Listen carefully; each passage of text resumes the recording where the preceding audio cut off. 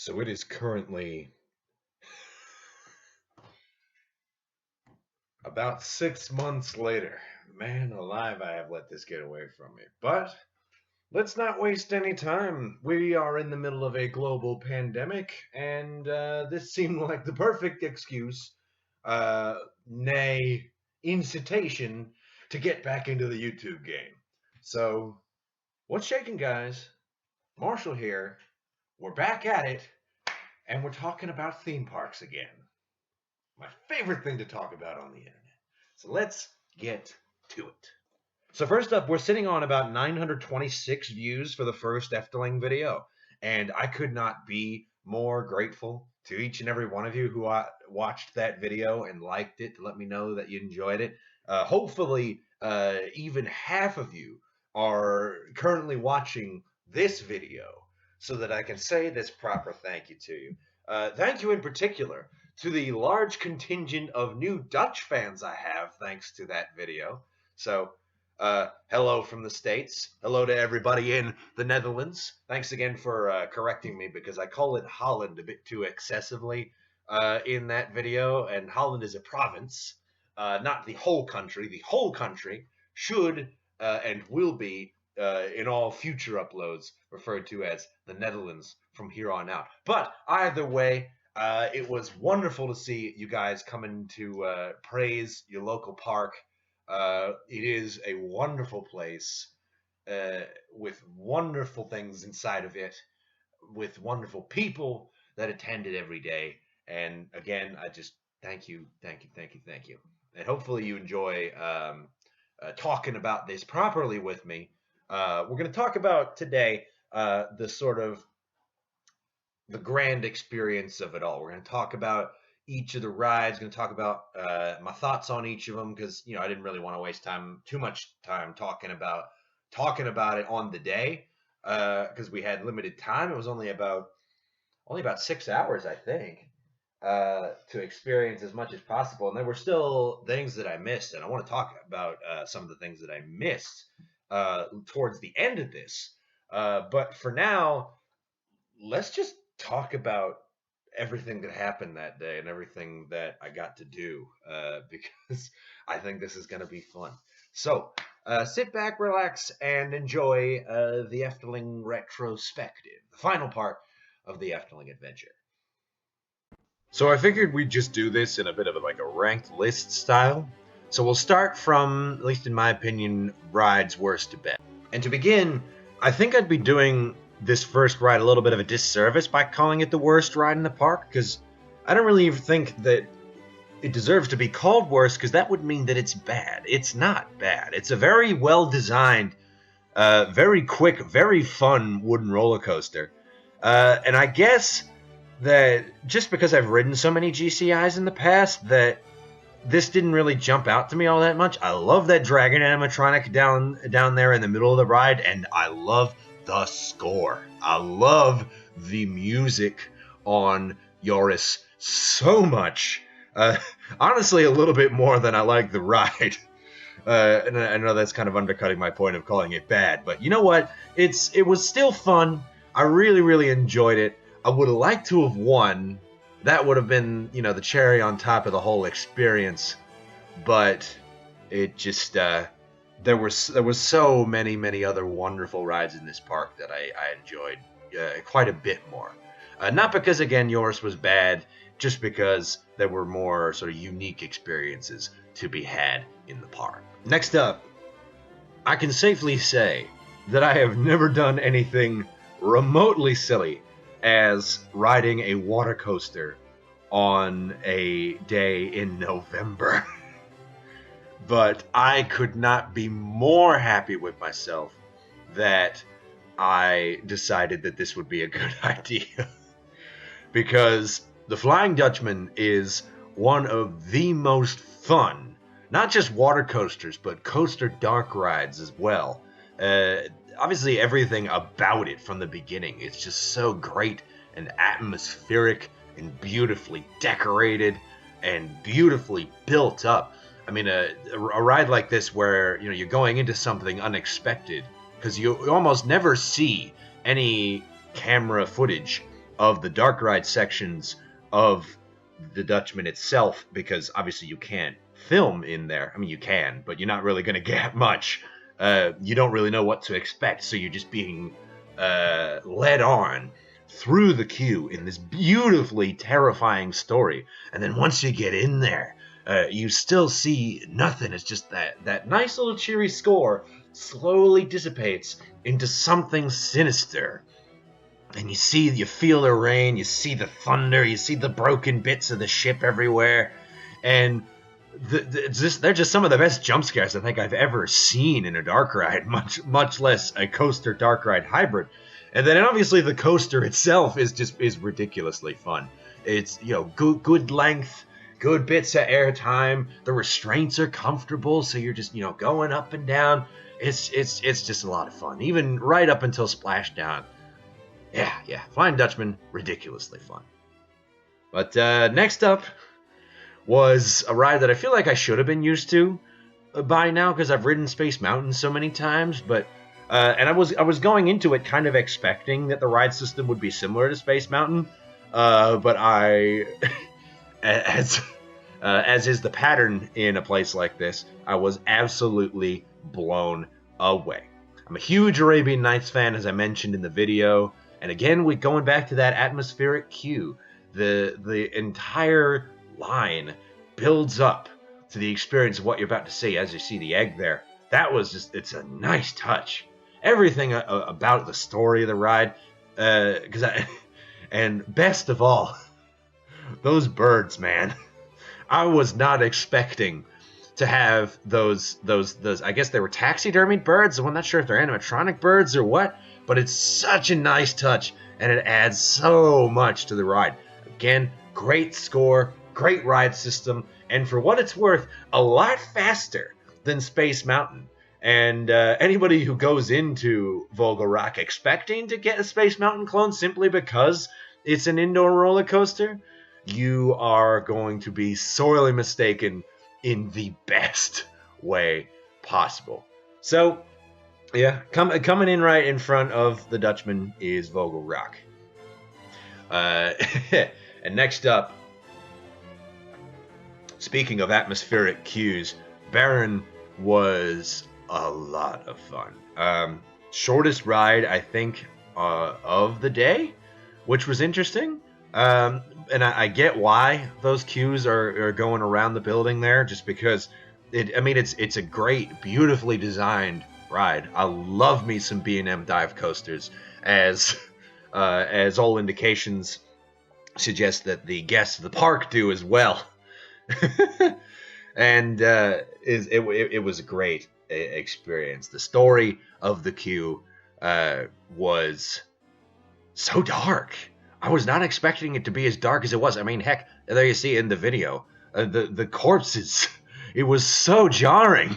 I'm not even really sure that those are corpses, but the lighting and the story suggested to me that they were corpses, and there was certainly a sufficient feeling of dread that went along with it.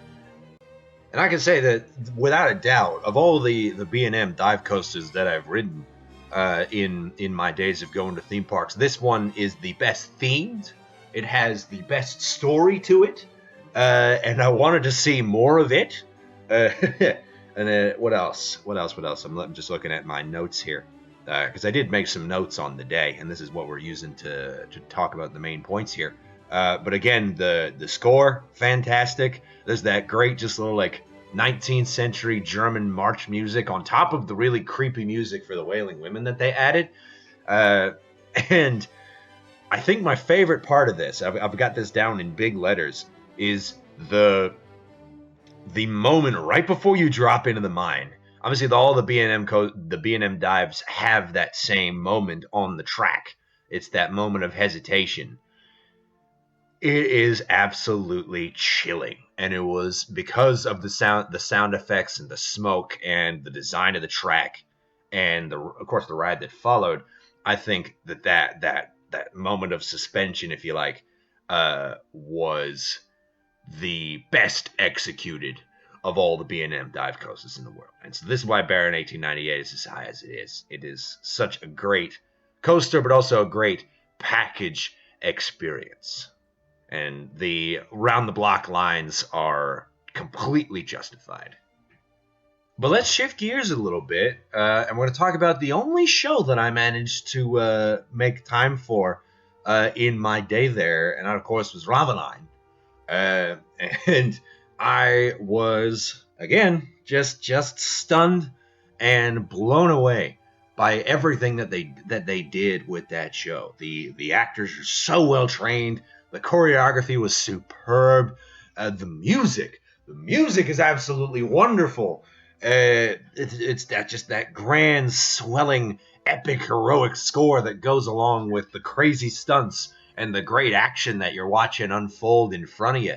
It's just a wonderful show, and I was surprised that it wasn't more heavily attended, even in on the midday show like that. It was still just a bunch of kids who were trying to get out of the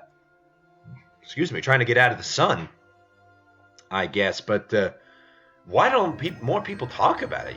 It's just it's such a great show, and I'm given to understand that there was a restaurant somewhere in there too.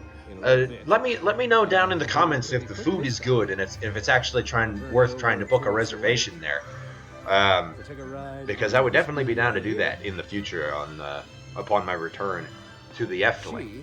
Anyway, Raveleijn, so much fun. Made me miss a lot of the Renaissance fairs that I was able to go to in the past. But now we're getting into the top 3. These were the rides that I most enjoyed throughout my day at the Efteling. 2 and 3 in particular, I could maybe flip-flop on because they're about tied. I like them both for different reasons. But for now, I'm not going to waste too much time because I get to talk about how much I freaking love Dreamflight. Oh my god. It was one of the most beautiful dark rides I think I've ever been on. Topped, honestly, only by the 2 dark rides that top it on this list. In the world, even. I'm talking about a lot of the Disney dark rides, like for sheer beauty. Dreamflight is unmatched. The scale of the models, the beauty and grace that they managed to sculpt within a lot of these great, wonderful little animatronic figures that you see throughout the ride. Again, the damn M word, the music. I love the music in Dreamflight so much. It's so beautiful, and it makes me fall asleep and dream of the Efteling every time I hear it. And I just realized that I'm geeking out so much about it, just because. I wrote it 4 times. I wrote it 4 times in a row. It's just because it's just one of those things. It's just one of those things where if you look around, you see something new, you smell something new, you hear something new. It's just, everything about it is just as magical as the people that made it set it out to be. And 93! They made it in 1993! The quality of this is absolutely sensational. Honestly, the only thing that you could even argue is remotely distracting about that ride is you can hear the hydraulics in the animatronics moving, and even then you could make the argument that that's just the water coming down from the waterfall. Everything about it is just so beautiful. By God, and the fact that it's a suspended dark ride, it adds so much to the wonder, because you're flying through a magical land. That's the way it's got to be. How on earth could you put it on a track? Like a lower track. You can't make it a normal dark ride like that. You couldn't see anything. It's a suspended dark ride. It works so well. Everything about it just works so darn well. I love this ride so much. And the fact that the Efteling Instagram account loves to post a lot of pictures from Dreamflight on their account is incredibly unfair, because this is the ride, probably one of the 2 rides that makes me miss Efteling the most over here in the States. But yeah, Dreamflight, so great. Whew. Well, that was a bit of a stream of consciousness now, wasn't it? Heck, this whole video is basically just a stream of consciousness, and I haven't scripted it or anything. And hopefully that's not too distracting. But anyway, I said a minute ago that 2 and 3 could flip-flop, and honestly, it's true. Fata Morgana is just as immersive an experience as Dreamflight is, uh, just for different reasons, really. I mean, there's aside from our wizard friend, there is little that is as like ostentatiously magical about Dreamflight. You're supposed to be inserted into this world of darkness.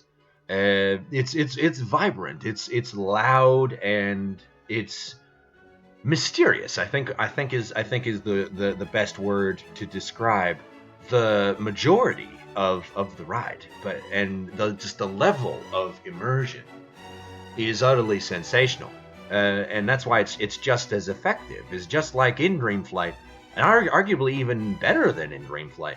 If you look all around you whenever you're in the middle of that boat, and I had plenty of time to do that when I was on that ride, because I had the boat all by myself. Um, on that ride, if you look around, you're completely immersed in the world. I heard a good rule of thumb to describe like really, really immersive dark rides is how you create immersive dark rides is you theme not only the sets around you, but you theme the roof and the floor as well. And obviously the floor is not really an issue because it's water, but they theme the roof as well. So if you look up, you either see stars or you see the tops of buildings or wherever you are. Everything around you, just like in Dreamflight, there's something new to see, and you don't want to miss a thing. That's why you gotta want to ride it so many times. Obviously, I didn't because I was sort of blown away by everything in there and how intense it was, because it was intense. I don't know if you guys know this, those who've grown up with European theme parks mainly.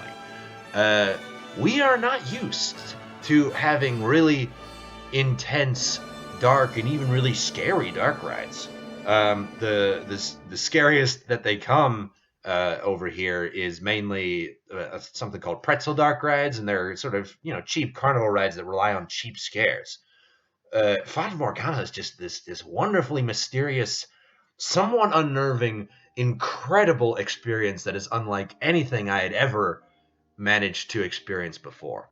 But coming in at number one, was there ever any doubt? As far as I'm concerned, no. Of everything that I did, and honestly, everything that I've ever done in theme parks, Symbolica was my absolute favorite theme park experience I've ever had. Nothing has been more enchanting, more magical, more just special to me than this ride. I rode it 7 times in a row. Starting off with like 4 in the middle of the day, and then I did my full 7 up until park close. I literally just got off the ride and went back on for 7 cycles. It was I couldn't not.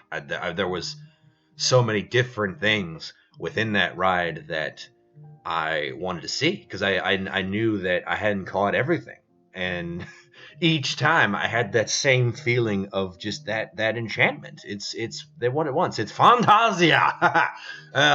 It was just so insane. So to the designers of this ride, I am filled from my head to my toes with love for you and your work and the care that you put into creating a ride like this.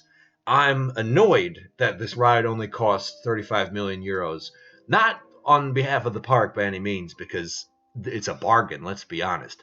I just hope that you were paid handsomely, paid what you deserve for the king's ransom that you deserve for the work that you put in, the beauty that you managed to instill in an amusement park ride. It's just wonderful. It's just wonderful from start to finish. I'd say of all of the scenes in there, all the incredible effects that are in there, you can't beat the observatory scene. Even the final scene with all the smell of the pancakes and the dancing and the big cornucopia and the music swelling up. I'm not even going to mention the music at this point because you know I love it. I mean, you've got the whale. That's the whale that's coming up here in the video. The whale is just, the fact that it's an animatronic alone is sensational. I mean, by God, everything about this ride just rocks. It's beautiful. I'm just gonna keep repeating myself, so I gotta call it here. I gotta stop myself because my notes are just becoming just sort of scribbles of happiness and excitement. Anyway, let's try to stay as professional as I can up to this point in time. Symbolica, of everything in the Efteling, the best ride, hands down. One thing I learned about Efteling whilst I was there, that it is absolutely a 2-day park. You need multiple days in order to experience everything, particularly during the winter when the hours are slightly smaller than they would be normally in the spring or summer. I missed Python. I wasn't too bothered by that though, because there's a ride that is very similar to Python at one of my local parks here in Virginia. I missed the Spook Slot. That one I was kind of sorry that I missed, because that was one of the Tom Van de Ven originals, and I love the Danse Macabre, so hopefully next time when I'm there I'll be able to catch something like that. But the big one I really lament not really getting to experience was a lot of the Fairy Tale Forest. Obviously, I'm playing some footage that I got of the Sprookjesboom. Hopefully, again, my Dutch is good. You can crucify me in the comments if it's not. But this was pretty much all of the footage that I managed to get in the Fairy Tale Forest during the day, because I had so many sort of other rides to ride and things to do that I didn't really just have time to have a walk and take a good look at all of the beautiful artwork that's in there. That was the main thing that I really missed, and that's definitely something that I will rectify next time I'm in the neck of the woods. I trust you'll forgive the bad pun. But that about covers it. I think that's all the notes that I made. So let's just go ahead and see if we can wrap this up, yeah? So I do hope you enjoyed this little Efteling stream of consciousness wrap-up video. I'm sorry that it took so long to make.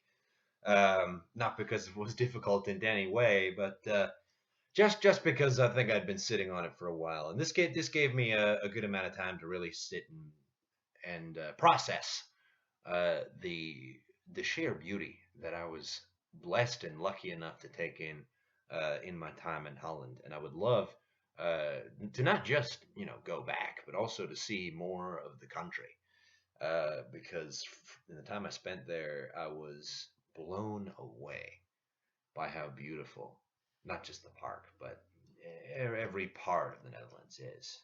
And I can't wait to see more of it next time I'm traveling, and whenever this dreadful virus blows over. But anyway, expect some more content in the next few days or so. I'm just working on a few ideas that I'm gonna drop.